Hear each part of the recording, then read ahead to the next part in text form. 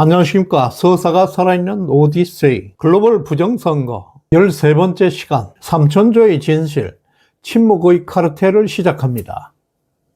이 험한 세상 여러분의 댓글 하나 응원 한마디가 진실을 지키는 등불이 될 것입니다. 방송 시작 전에 좋아요, 구독 꾹 눌러주시고 우리 끝까지 함께 합시다. 우리는 지난 12차례 방송을 통해서 글로벌 부정선거 세력의 가공할 규모를 확인했습니다. 삼천조의 검은 돈, 미국을 병들게 하고 전 세계를 집어삼키고 있습니다. 고작 1조 원대 대장동 저수지가 대한민국을 쑥대밭으로 만들고 있습니다. 하물며 삼천조 전 세계를 부패의 늪에 빠뜨리고도 남을 천문학적인 돈입니다. 그보다 더 충격적인 사실도 보았습니다. 마두로 특수범죄 조직이자 살인 기계나 다름없는 트렌데 아라구아라는 조직원 5,000명이 지금 미국 전역에 침투했다는 충격적인 진실을 마주하고 있습니다. 그런데 이렇게 거대하고 명백한 범죄가 20년 이상 지속되고 있는데 왜 CNN이나 뉴욕타임즈 같은 주류 언론들은 이 사실을 대서특별하지 않았겠습니까? 전 CIA 요원 게리 번스는 그 참담한 이유를 폭로합니다. 그들은 몰라서 보도하지 않은 것은 아닙니다. 그들은 알고도 덮었습니다. 언론은 더 이상 권력을 감시하는 파수꾼이 아니었습니다. 그들은 카르텔이 던져주는 돈과 공포에 길들여져 있는 경비견 수준으로 전략했습니다. 범죄 조직이 마음 놓고 활개 칠 수 있도록 망을 봐주는 공범이 되어버린 것입니다. 우리는 펜이 칼보다 강하다고 배웠습니다. 그러나 그 펜이 적의 돈에 팔려나갔을 때 그것은 국민의 눈과 귀를 찌르는 가장 흉악한 무기가 되는 것을 볼 수 있습니다. 게리 번슨과 랄프 페주로는 베네수엘라 카르텔의 선거 개입 그 증거와 자금 세탁 자료들을 확보한 뒤에 워싱턴 DC의 유명 언론인들을 가장 먼저 찾아갔습니다. 이름만 대면 알만한 평소 정의와 진실을 울부짖던 그 대기자들은 게리 번슨이 내민 명백한 증거들을 보고 충격을 금치 못했습니다. 하지만 그들의 반응은 비겁함을 넘어서 절망적 수준이었습니다. 그들은 하나같이 이렇게 말했습니다. 미스터 번슨, 이 자료는 정말 놀랍습니다. 하지만 보도할 수 없습니다. 우리 회사에서는 우리 데스크가 이 보도를 허락하지 않을 것이기 때문입니다. 기자가 팩트를 보고도 보도하지 못한다면 그것은 이미 언론이라 할 수 없습니다. 보이지 않는 손에 조종되는 홍보 대행사에 불과합니다. 언론뿐만 아니었습니다. 출판계에서도 똑같은 일이 벌어지고 있습니다. 작가 랄프 페주로가 쓴 폭로서적 도둑맞은 선거가 출간되긴 딱 일주일 전에 모든 교정과 표지 디자인까지 마친 상태였습니다. 출판사 스카이호스는 돌연 출판을 중단시켰습니다. 그 이유가 황당합니다. 변호사로부터 연락을 받았다. 우리는 당신의 책을 출판할 수 없다. 그 한마디였습니다. 누군가 법적 조치를 운운하면서 압력을 행사한 것입니다. 진실을 알리려는 이 책은 세상의 빛을 보기도 전에 폐기될 뻔했습니다. 이런 것이 바로 자유의 나라라 하는 미국에서 벌어지고 있는 검열, 탄압의 실체입니다. 보이지 않는 카르텔의 소나기가 언론사와 출판사의 목줄을 쥐고 흔들고 있기 때문입니다. 이것이 삼천조 원의 파워입니다. 글로벌 부정선거 카르텔과 그 하수인 언론들은 팩트로 반박할 수 없을 때는 가장 비열한 수법을 꺼내듭니다. 바로 메신저를 공격하는 인격살인입니다. 그들은 게리 번슨의 증언을 반박할 증거가 없게 되자 게리 번스를 공격하는 히트피스, 즉 악의적인 저격 기사들을 쏟아냈습니다. CIA에서 전설적인 요원으로 훈장까지 받은 게리 번스를 두고 언론은 통제불능의 미치광이 과대망상에 빠져버린 불량자라는 딱지를 붙였습니다.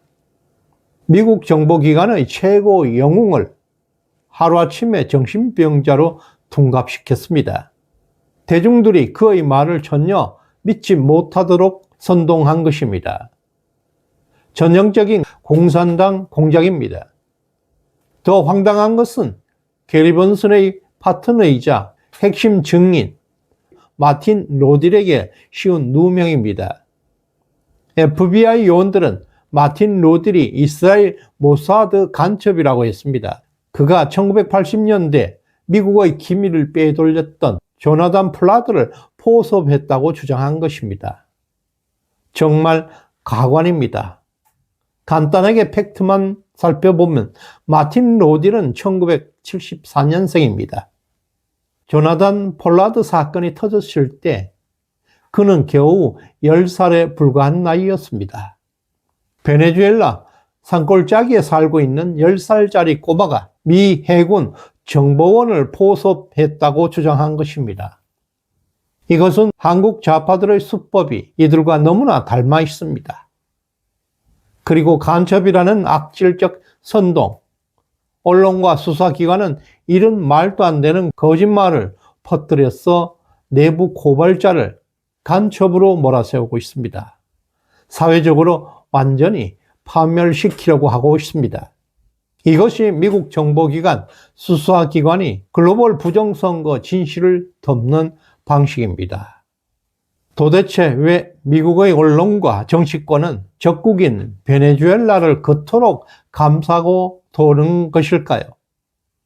그 답은 결국 돈입니다. 베네수엘라가 전 세계적인 제재를 받고 있을 때도 끝까지 그곳에 남아서 석유를 퍼올린 유일한 미국 기업이 있습니다.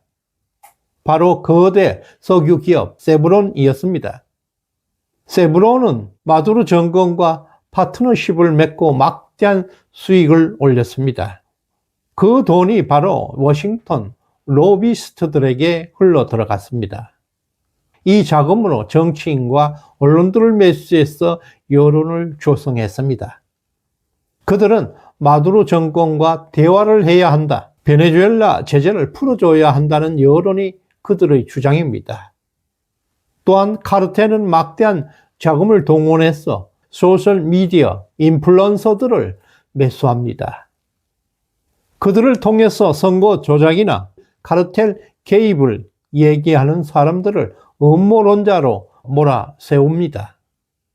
음모론이라는 이 딱지가 붙는 순간 그 어떤 합리적인 의심도 명백한 증거도 토론에서 배제됩니다. 그저 조롱거리가 되고 맙니다. 지금 대한민국에서 황교안, 민경욱, 박지원 등의 말을 누구도 들어주지 않는 것이 그저 우연이겠습니까? 기자들이 돈을 받고 기사를 씁니다. 인플루언서가 돈을 받고 여론을 조작합니다. 이 거대한 침묵의 카르텔 속에서 부정선거의 진실은 질식하고 있습니다. 랄프 페주로 작가는 도중에 한숨을 내쉬었습니다. 이 시스템이 제대로 돌아가기 위해서는 강력하고 강직한 언론이 필수적입니다.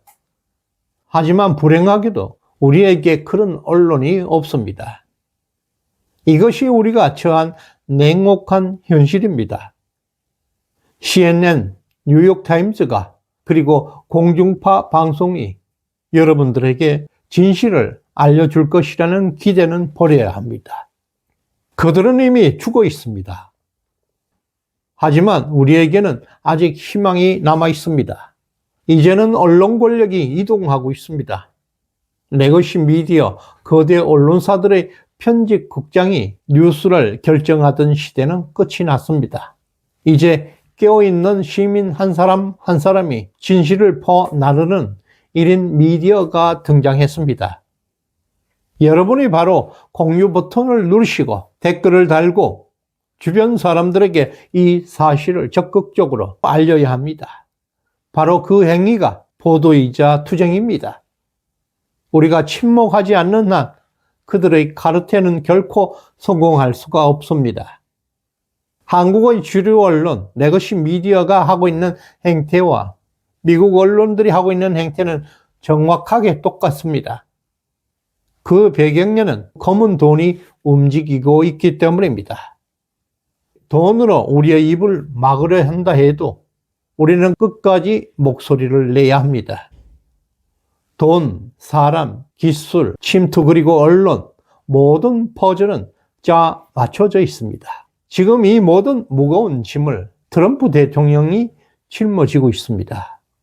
그에게 신의 가호가 함께할 것이고 지구를 꼭 살려낼 것입니다.